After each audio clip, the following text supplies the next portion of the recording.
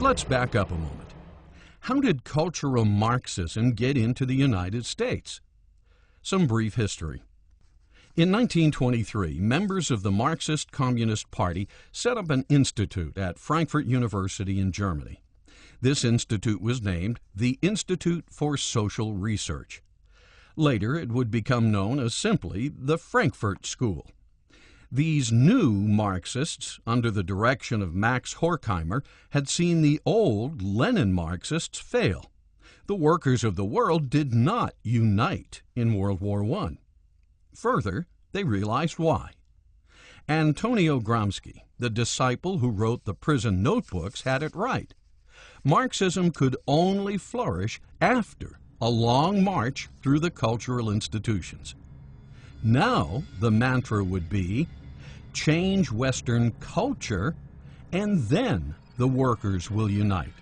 After Marx, there were a group of Marxists who wisely decided that you could bring this collectivist society to a nation through culture as well, by introducing certain values and concepts that would break down the family. For example, if you could somehow break down the family unit so that it was no longer self-sustaining and no longer valued in a society, then that would leave individual members who formerly could turn to the family for support in times of need.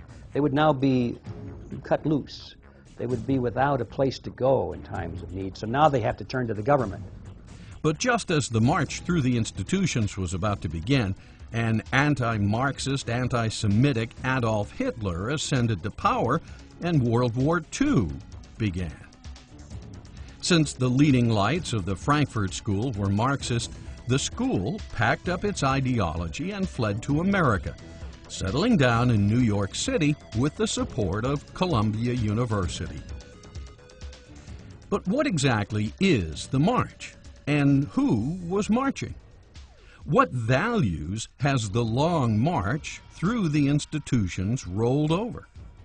Let's hear it from some of the Frankfurt School graduates themselves, like George Lukács, Antonio Gramsci, Charles Reich, Herbert Marcuse, Theodor Adorno, Erich Fromm, Wilhelm Reich, and Max Horkheimer. Marx got it all wrong. The workers are not up to being the vanguard of the communist revolution. Let's translate Marxism into cultural terms. And Herbert Marcuse. The West is guilty of genocidal crimes against every civilization and culture it has encountered. America and Western civilization are the world's greatest repositories of racism, sexism, nativism, xenophobia, anti-Semitism, fascism, and Nazism. American society is oppressive, evil, and undeserving of loyalty. Have you ever heard of cultural Marxism? If so, what is it? I'm not familiar completely with Marxism. I have not heard of cultural Marxism. Cultural Marxism? No, I don't even think I know what that kind of talk is gibberish to me. I hate to tell you. It's used in some terms, I think, as a sort of the thing that is almost politically correct from a Marxist standpoint. In other words, from a socialist or communist standpoint. George Lukács. I see the revolutionary destruction of society as the one and only solution. A worldwide overturning of values cannot take place without the annihilation of the old values and the creation of the new ones by the revolutionary. Lukács' gift to America later became known as cultural terrorism. Gifts such as radical sex education in public schools, covering such subjects as free love, outdatedness of monogamy, irrelevance of religion, and the archaic nature of the middle-class family. Women were called upon to rebel against the sexual mores of the day, such being the core values of Christianity and Western culture. His ideas later became the basis for the sexual revolution, embraced by a generation of drug-challenged baby boomers. When you hear people say, as I did on the campaigns, Pat, what happened to the country we grew up in? Physically, it's the same country, but they're right. We're in another country now. And this is why I think the cultural Marxists have prevailed and are prevailing. They have captured the young. What was the saying in the Abbie Hoffman? We're going to capture your children. In a lot of ways, they did. Although Gramsci died in 1937, his prison notebooks lived on as the blueprints to de-Christianize the West. The civilized world has been thoroughly saturated with Christianity for 2,000 years. Any country grounded in Judeo-Christian values cannot, therefore, be overthrown until those roots are cut. But to cut the roots, to change culture, a long march through the institutions is necessary. Only then will power fall into our laps like ripened fruit. And the new generation of freedom-loving, authority-challenged baby boomers were quite willing to accept the bait and take a toke. Turn on, tune in, drop out. Yes, our prison planner, Antonio Gramsci, had quite a dream.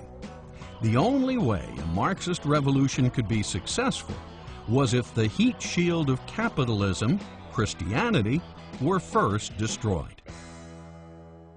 Charles Reich. There is a revolution coming. It will not be like revolutions of the past. It will originate with the individual, with culture, and it will change the political structure only as its final act. Reich thus helped shape the minds of the American 60s youth with his runaway best-selling book, The Greening of America. Gramsci and Marx were now reaching their target audience, and the long march was in progress. In the 1960s, the church pulled back from the culture. You had the first Sex and Satanism film. You had the first X-rated film where the pastor takes the boy up to his room in Broadway to get on his knees but not to pray. You had all of the perversion. You went from 100% broad audience films that anybody could see to 82% R-rated movies, which were restricted. You had a tremendous loss of viewership at the movie theaters. Even though television had been around for 20 years, you went from 44 million weekly attendance to 17 million weekly attendance. And so basically what happened, the church gave up in the mid-60s. It gave up on prayer in schools. It gave up on being a force in society. And Johnson shackled the church when he said that when he used the 501c3 to say the churches couldn't talk about politics, and the church just buckled under. When prayer was taken out of school, the church buckled under. When the church collapsed from Hollywood, they buckled under. So it was the church's internal collapse, and that has happened before in history, and unless people get revival, reformation, renewal, we will never reclaim the culture. So cultural Marxism would be that type of activity in any society that breaks down the culture in such a way so that people instinctively turn to government as an alternative for the support that they otherwise would have. This is done through art, it's through music, it's through literature, it's through motion pictures and that kind of thing. It's the implanting of certain ideas and concepts which make them very ripe for the philosophy of collectivism and makes them very ripe for turning to government as the big daddy, the big solver of all problems. As Hudson Institute scholar John Fonte wrote, Max Horkheimer and Gramsci believed that there are no absolute moral standards that are universally true for all human beings outside a particular historical context. In other words, to the Frankfurt School, values come from society or the state collective. Same? Yes. It's relative.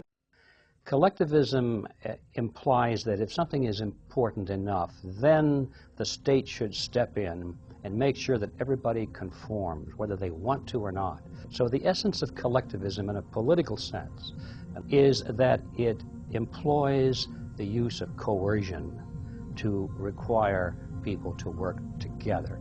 And once coercion enters, then you are actually participating in a negative social conduct, which is in many cases worse than the social condition that you're trying to overcome by the collective action. People are not given free will. They're required to do this and that because the majority has decided this is for the greater good of the greater number and so forth.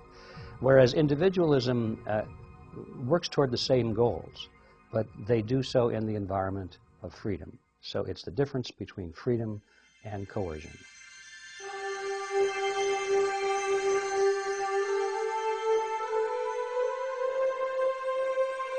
Not to be outdone by Karl Marx, a brilliant mind or two at the Frankfurt School soon came up with several of their own ideas.